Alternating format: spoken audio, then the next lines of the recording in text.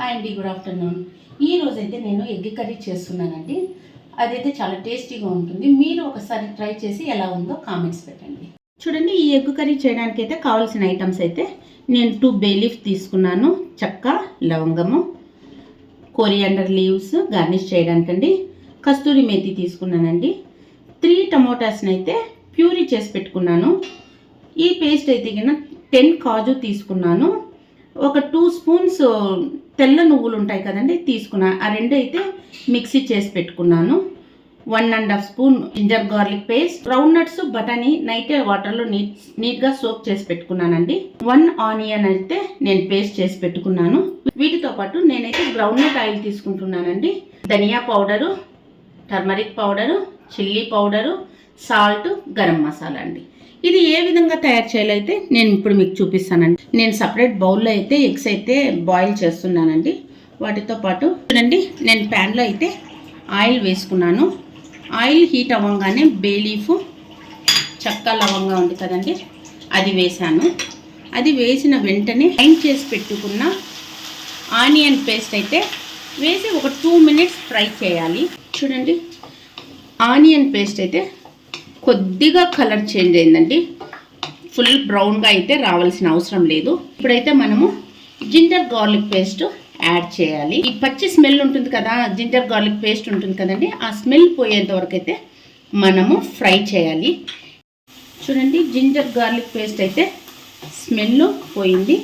ఇప్పుడైతే మనం గ్రైండ్ చేసి పెట్టుకున్నాం కదా 3 టొమాటోస్ ప్యూరీని అయితే యాడ్ చేయాలి. మరి ఒక 2 మినిట్స్ అయితే మనము ఫ్రై చేయాలండి.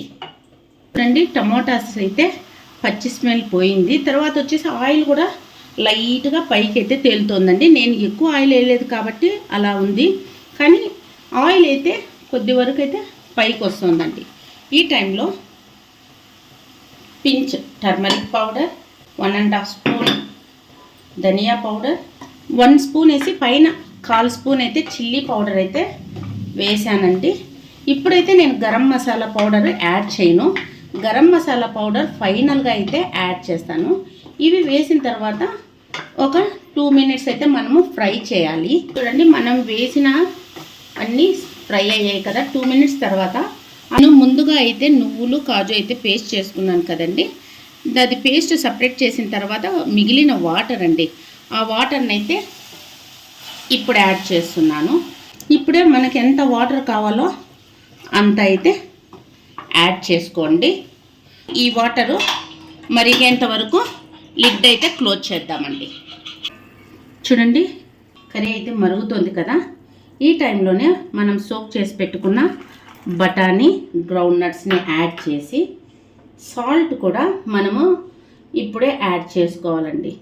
సాల్ట్ యాడ్ చేసిన తర్వాత ఇంకొకసారి కర్రీని బాగా కలిపి లిడ్ అయితే క్లోజ్ చేయండి ఒక 5 మినిట్స్. ఈ లోపు అయితే నేను ఒక ప్యాన్లో మనం తీసుకున్న కస్తూరి మేతిని లైట్గా అయితే ఫ్రై చేసుకుంటున్నానండి. ఈ కస్తూరి మేతిని ఫ్రై చేసి క్రష్ చేసి కర్రీలో వేసామనుకోండి, మంచిగా స్మెల్ బాగుంటుందండి. చూడండి, నేనైతే బాయిల్డ్ చేసి పెట్టుకున్న ఎగ్స్కి ఒక 3 to 4 అయితే ఘాట్లు అయితే పెడుతున్నానండి. ఈ ఘాట్లు పెట్టడం వలన మనం కర్రీలో వేసినప్పుడు ఆ కర్రీలో ఉన్న మసాలా జ్యూస్ అయితే ఎగ్గులోకి చేరి మరింత టేస్ట్గా అయితే ఉంటుంది. చూడండి, ప్యాన్లో అయితే నేను జస్ట్ ప్యాన్కి ఫుల్గా టచ్ అయ్యేంత అయితే ఆయిల్ వేసాను. ఆయిల్ వేసిన తర్వాత కొద్దిగా అయితే సాల్ట్ వేసాను, కొంచెము చిల్లీ పౌడర్ వేసాను.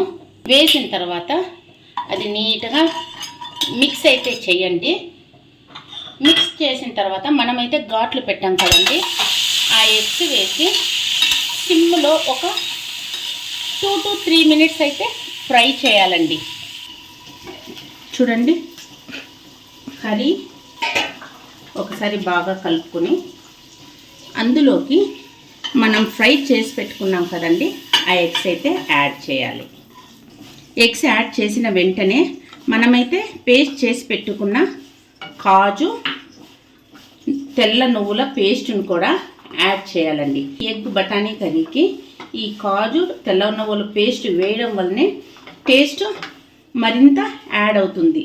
ఇప్పుడైతే నేను ఇందులోకి 1½ స్పూన్ అయితే గరం మసాలా వేస్తున్నాను.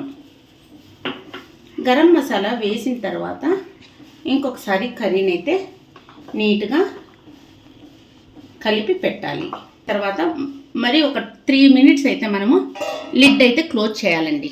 చూడండి, కర్రీ అయితే బాగా ఉడికిపోయిందండి. ఇప్పుడైతే స్టవ్ని సిమ్లో పెట్టుకొని కస్తూరి మేతి ఉంది కదండి, కస్తూరి మేతిని యాడ్ చేయాలి. కస్తూరి మేతి యాడ్ చేసేసరికి ఒక మంచి ఫ్లేవర్ అయితే వస్తుందండి.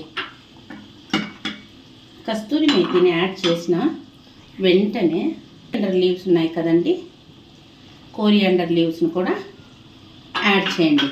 ఇంతేనండి, బఠానీ ఎగ్ కర్రీ చాలా టేస్ట్గా అయితే ఉంటుంది. మీరు కూడా ఒకసారి ట్రై చేసి ఎలా ఉందో కామెంట్ అయితే పెట్టండి.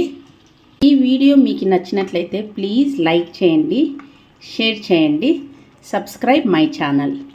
Thank you.